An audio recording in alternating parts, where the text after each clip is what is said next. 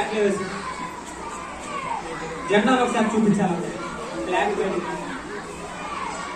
జెండా ఉంటే జెండా జెండా జెండా జెండా దాంట్లో జెండా వేయలేదా? ఒక అమ్మాయి లేదా అంటే చూపించలేదు. అందరికీ చూపించాలి. బయటికి ఉంది కదా, దాంట్లో వేస్తుంది. అలా చూపించాలి అంతే. ఓకేనా? అలా తీయాలి. ఇది లేదా